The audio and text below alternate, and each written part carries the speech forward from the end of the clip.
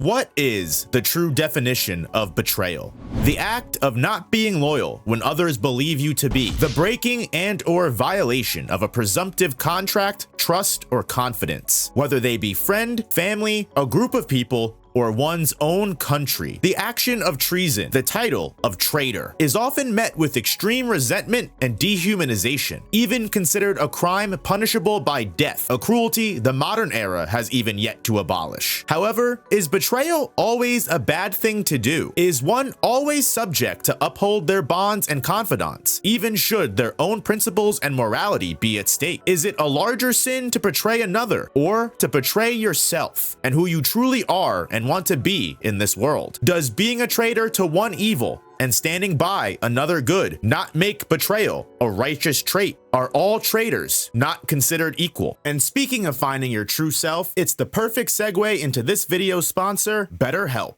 Listen, as someone that has actively struggled with anxiety, depression, and ADHD themselves, if I hadn't found help in therapy, I quite honestly don't know if I would have found help really at all. I honestly, almost every day, felt like whatever I did just was not enough. And it ended up creating very unhealthy working habits that ended up just contributing to even more unhealthy habits in my living style and with family and friends. But when I was at my absolute lowest and I really felt like there was no one that would understand, my therapist at BetterHelp was able to give me advice and listen and just help me consider all the new perspectives. Unfortunately, a lot of people really hold off on beginning their therapy journey. Not for nothing, it's not exactly a very easy journey to start either. It's pretty difficult. Luckily, BetterHelp is dedicated to making the start to your therapeutic journey as easy as possible. Just fill out BetterHelp's questionnaire and they'll be able to match you with the right therapist that suits your needs. And if you don't agree with that choice, then you can just as easily switch to a new therapist at no extra cost. As a user of BetterHelp myself, you can definitely trust that they have your best interests at heart. Click my link in the description, pin comment,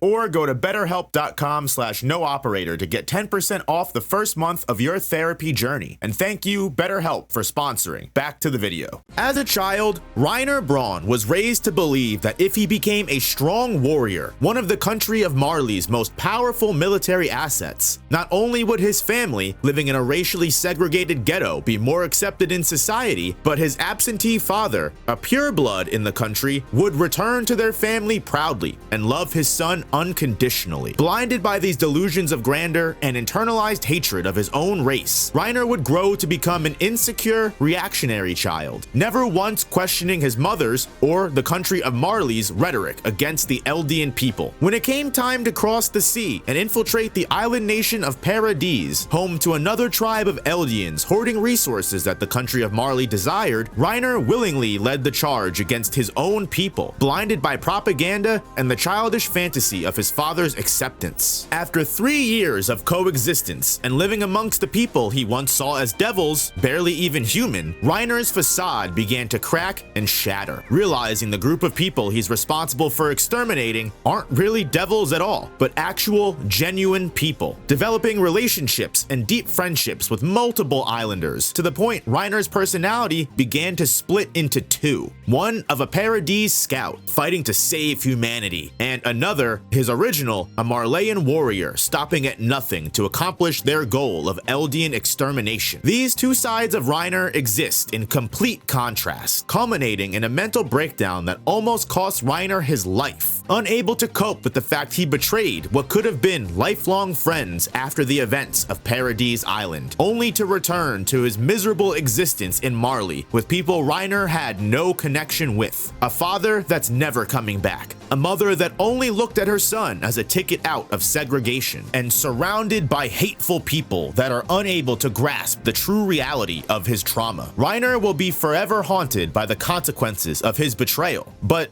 who exactly did Reiner betray? He was a warrior, loyal to his home country of Marley, that same country that doesn't even trust Reiner enough to have a conversation without a listening bug. Reiner did exactly what his mother raised him to do, though they still live in a segregated part of the city, and his mother yells at Reiner when he doesn't fit the perfect narrative of a proud, noble warrior she wishes he would. When Reiner has a shotgun in his mouth, do you think loyalty to his country is what's keeping him from pulling that trigger? Putting a pin end in Reiner's story for now, let's focus on the spectrum of betrayal that Reiner has laid out for us. Is betrayal always selfish, or can one selflessly become a traitor? Was it wrong for Reiner to uphold his country's loyalty in rejection of his own personal values and friendships? Betrayal can, of course, be inherently selfish. Theon Greyjoy was initially taken as a hostage by the Starks of Winterfell. However, due to the family's kind nature and empathy of the young boy's abandonment by his father, the Starks made Theon a ward to the family, raising him as one of their own, an adopted family member who even grieved with the family on word of Lord Eddard Stark's execution, and pledged loyalty to Robb Stark in his resulting War of the Five Kings. Yet, upon the arrival at his home of his father Balon Greyjoy, Theon, initially seeking an alliance for his brother Robb, found his father to be less amused at his long-lost son's return, being mocked and embarrassed in front of his siblings. Although, to be honest, Theon didn't need much help with any of that. Out of pure carnal desire for acceptance by his father,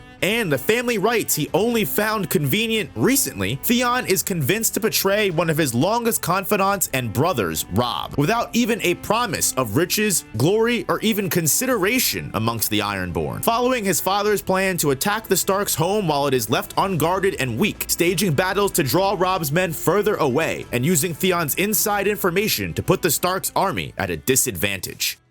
With the knowledge that his wife was going to die a grisly death during labor, potentially taking both of their newborn children with her, Anakin Skywalker was tormented endlessly with nightmares of the love of his life Padme passing away in childbirth. Being a Jedi, one who is sensitive with the supernatural force, an essence that permeates the entire galaxy, these dreams aren't just dreams, but potentially premonitions of the soon-to-come future, as Anakin's wife is indeed pregnant with twins, just as the visions foretell. Plagued with mental torture and finding no solutions with his trusted mentors and confidants, Anakin is left alone to spiral out of control, slowly beginning to lose trust in his counsel, his faith, and most horrifyingly, himself. But in this moment of weakness arises a silver lining. A dark sorcerer by the name of Palpatine flaunts tall tales of force abilities that can potentially save Anakin's wife, presenting himself as the one and only person that can save Anakin's family, despite the fact that Palpatine is revealed to be the enigmatic Sith Lord, a galactic warlord responsible for crimes and death throughout the universe. Even though Anakin should be opposed to everything the Sith is, Palpatine's temptations were too strong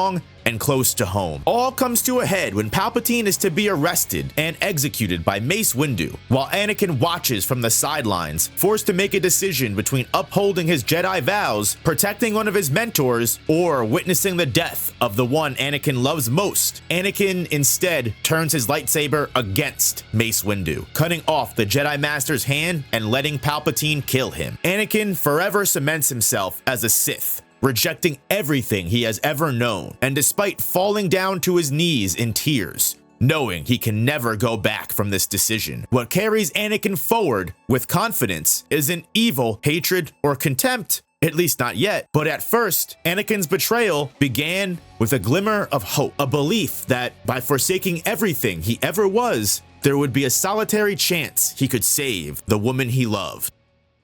The night that everything fell, Joel and his daughter Sarah were just doing everything they could to survive. But amongst the chaos and orders from the government to contain the outbreak of the cordyceps fungus, the father and daughter pairing are shot at and left for dead, leaving Joel alive but scarred forever, as his daughter was the one who met her demise that day. Having to make the most of a terrible situation, Joel does his best to cope with the loss of his daughter, albeit in very unhealthy ways. That is, at least until Joel meets Ellie, a girl that he's entrusted with by the Fireflies, a rogue organization attempting to find a cure and help humanity out of this crisis. Throughout the story, through many trials and tribulations, breakups and reconnections, Joel and Ellie develop a bond like any other parent and child, a codependence bordering on healthy and toxic. Yet in a broken nation left in ruin from the cordyceps clickers and human violence, it's the best kind of relationship the two of them can hope for. Yet when it's time for Ellie to be dropped off in the Fireflies' hands, as the ultimate twist of the video game is revealed, Ellie is not just immune to the cordyceps virus, but in order for the Fireflies to extract the immunity gene from her body, she must be killed in the process. In the grand scheme of everything, it's one small death to make up for thousands, if not millions, being saved across the world. Even though Ellie is still just as much of a human as any of those other people, her sacrifice would end up creating a betterment for humankind. However, that is the dilemma. Joel now views this girl, vaccine and hope for all of humanity, as his fully fleshed daughter. And with the realization that his second daughter is going to be killed, as a father, Joel makes the only decision that makes sense: not making the same mistake he did last time. Joel slaughters everyone, every doctor, every Firefly, anyone in the headquarters responsible for taking Ellie from him, even though this was the sole reason for Joel meeting Ellie in the first place. Even though it might be the only chance the human race has to stop this potential extinction event, Joel betrays the Fireflies to save his daughter, condemning the world to suffer in the process. However, arguably, the worst betrayal of all is that when Ellie awakes from her medically induced coma, asking why she wasn't able to help the world, Joel lies, telling her they weren't able to use her genes to successfully concoct a cure. In the face of what these characters truly wanted, they willingly relinquished any ties of loyalty they needed to, all to reach out and grab what they selfishly desired in the moment. But considering how easy it is to throw everything you're responsible for away, one should be able to appreciate how much effort and stability it takes to hold all of one's ties and bonds together, as it is significantly less work to let all of that fall to the wayside, let the waves crash into you, than it is to try and stand against them and hold everything together. In that respect, Reiner should be commended for sticking to his guns and not falling to the Island Devil's temptation like the characters before. When the going gets tough, Reiner did not fold and stuck to his mission. But does that really make Reiner less selfish than Theon, Anakin, or Joel? Zack is a second-class soldier who always idolized the first classes ranked above him. Having a special relationship with his mentor Angeal, who was a first-class soldier himself, Zack always aspired to reach the heights of Midgar's military might, fighting for what he believed was righteous. Unfortunately, the longer Zack fought for Shinra, the company that contracted the soldier program, the more depressing and jaded Zack's life became, uncovering a deep conspiracy behind the scenes that involved almost every major first-class soldier, even Zack's trusted mentor Angeal, stemming from the mysterious Genova Project, a secret alien experiment that corrupted the genes of soldiers and resulted in monstrous mutations in some of them. As Shinra's exploitation of science and inhumane experiments under scientists like Hollander and Hojo continued, the defection of soldiers like Genesis and Angeal would put Zack constantly at odds with people he previously considered allies, struggling to understand why people Zack once trusted would betray everything he thought he knew. While at the same time, knowing deep down not all was as it seemed in Shinra, Zack is constantly clearing out headquarters or villages of innocent people, even acting as cleanup crew for human experiments Shinra is trying to clean up, like in Angeal's hometown of Balmora. Even still, Zack could never bring himself to betray Soldier, never once wavering in loyalty. And what does he get for this? After taking part in the Nibelheim incident, the mission where legendary first-class soldier Sephiroth lost his mind and turned against the planet, Zack was not only heavily injured, but taken in as an experiment of Dr. Hojo, infused with the very same Genova cells that transformed both Angeal and Genesis into monsters. Zack is deemed an escaped fugitive and chased down by Shinra soldiers everywhere he goes, culminating in Zack's last stand at the Midgar outskirts, single-handedly taking down an entire army of soldiers until his last and final breath is breathed. Deemed as mere disposable property, something that could be seen as a liability to the narrative Shinra planned to sell to the city of Midgar, ironically enough, despite being seen as a traitor in the eyes of the company that Zack held up his bargain for until the very end, even as he stands against this final army, Zack never once betrays his honor as soldier, protecting his ally Cloud the entire time, as the people that bestowed him with that title no longer represented what he originally believed they did. This is the exact kind of poetic warrior's ending that Reiner wishes he could achieve. Yet due to the curse of the Titan, Reiner is forced to live out his remaining years in depression and suffering. Unlike Zack, who despite living his life serving a net negative evil for the whole world around him, who managed to stay true to what he believed and even fought against the people that he once thought he cared for, Reiner's real values were what ended up being portrayed in his instance. Had Zack left Shinra to fight on behalf of some other evil corporation, I think the label of traitor would be correct here. However, because Zack never wavered from who he was, only committing treason in the eyes of the people that were wrong in the first place. The reason Zack dies with a smile on his face while Reiner suckles on the barrel of a shotgun instead of putting his life on the line and standing for his new friends on Paradise. Reiner caved, buying into the falsehoods and delusions of grandeur that betrayed his actual values. However, sometimes the worst part about being a traitor is becoming something you aren't.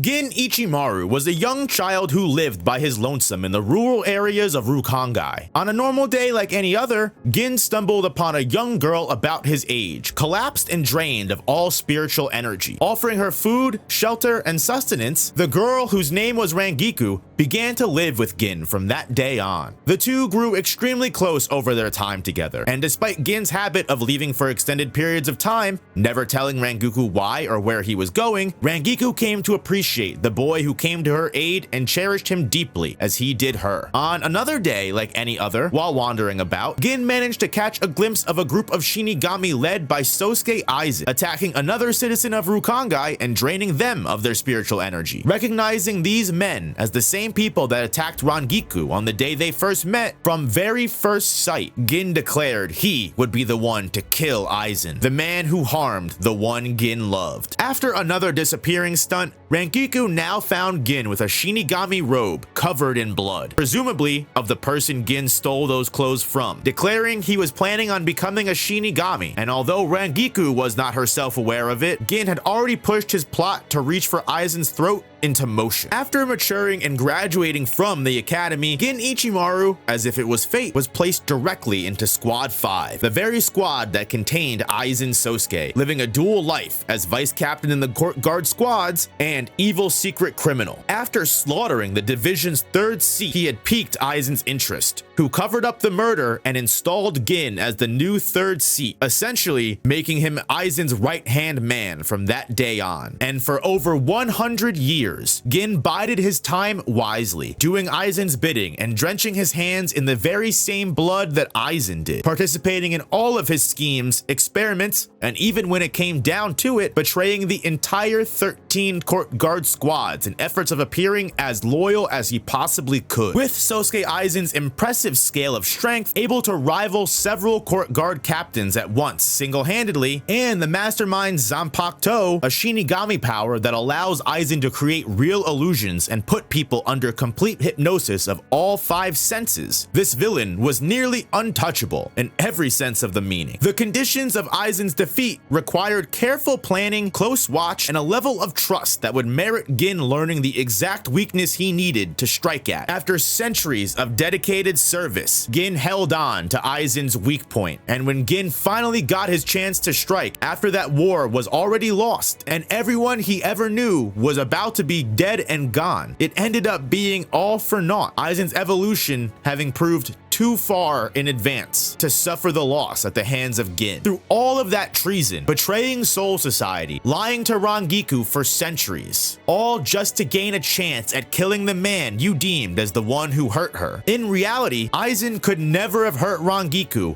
more than Gin did by walking down this path without her. In becoming the snake, the cold, unfeeling, and emotionless predator that was able to deceive his prey after centuries-long dedication, Gin's betrayal of the Gote 13 was nothing in comparison to the betrayal of Rangiku's love and trust. From the age of 6, Itachi Uchiha was a wise prodigy, having the mind and patience on the level of a Kage from childhood. Itachi prided himself on the ideas of pacifism from a young age, always seeking a path to morality that takes in multiple viewpoints. As Itachi rose through the ranks of the ninja village of Konoha, Itachi gained a humongous amount of trust, both from the ninja village he enlisted into and the Uchiha clan that Itachi was born within, existing in two entirely separate ninja worlds, one of the Nation of the Leaf and the other of the isolated and individualistic Uchiha. Itachi constantly found himself caught directly in the middle of these two parties at odds. As a member of Konoha's Special Covert Operations Unit, Itachi was trusted with extremely delicate information and mission details, but also as the son of the current head of the Uchiha clan, he was also expected to always place family first and report any secrets that might disadvantage Konoha to the Uchiha. Unfortunately for the peaceful Itachi,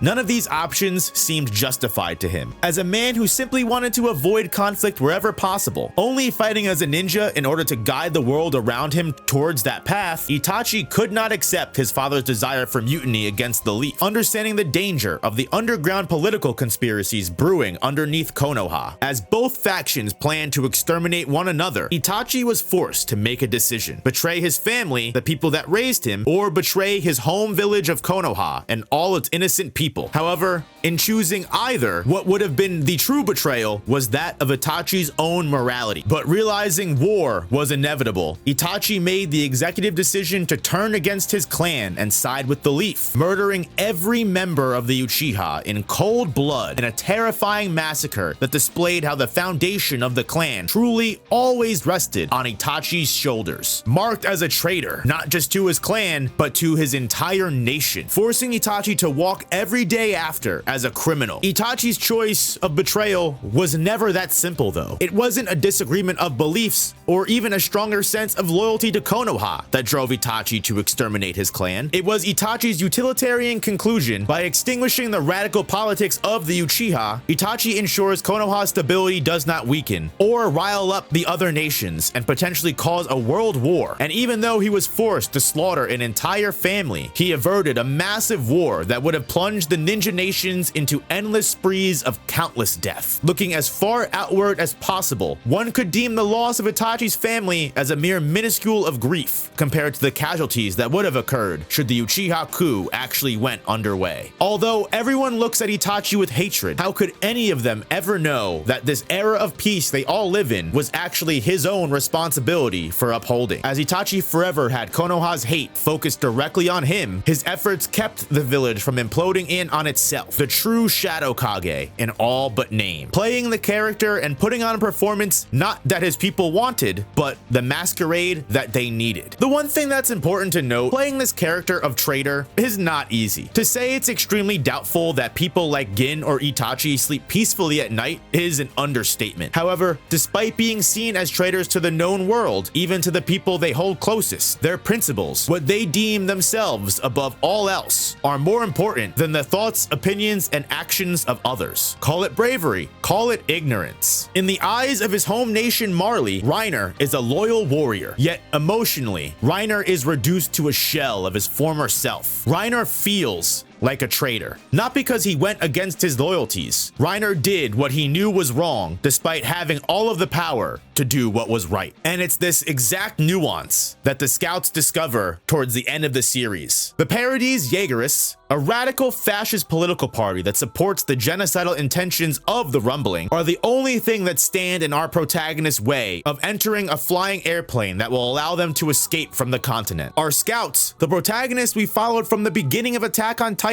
vehemently disagree with the extermination of the world. And as these two ideals clash, the scouts, just like Reiner before, are forced to make a choice. Do they stick with the island they grew up in, the loyalty of the nationalist government that they themselves inadvertently had a hand in creating, and go against their own moral values, all in support of the people they once called friends and family? As Armin and Connie hold two friends that they've known for years at gunpoint, scouts that they fought alongside many times, even shared dreams with of expanding their lands and eating new food, faced with the exact dilemma Reiner met long ago, realizing now the harsh, difficult reality those traitors had to face. As Armin stares into the eyes of his former friend, Connie pulls the trigger on both of his comrades, declaring that even though they'll always be friends, they refuse to ever stand for genocide. As Connie cries to the sky, processing the fact he just murdered and betrayed two close friends in cold blood, Armin remembers the words Bertolt spoke to him long ago, that someone has to be the one to get blood on their hands. Now, traitors to their homeland, and especially to the allies and friends they once called neighbors, that difficult decision of throwing away your previous life never leaves betrayal. Betrayal may be something that one side condemns, or someone gets burned at the stake for, but sometimes being a traitor is just the cost of being honest. Maybe not to the person, group, or people that you're betraying, but most certainly to yourself. And despite Reiner needing to suffer the consequences of his betrayal to learn this difference, the redemption that Reiner earns after fighting alongside his scouts against the rumbling shows Reiner has a chance to make up for his mistakes. There is, without a doubt, a wide spectrum to betrayal. Is betrayal always inexcusable, or are there valid reasons to become a traitor? Let me know what you guys think in the comments, and thank you so much for watching.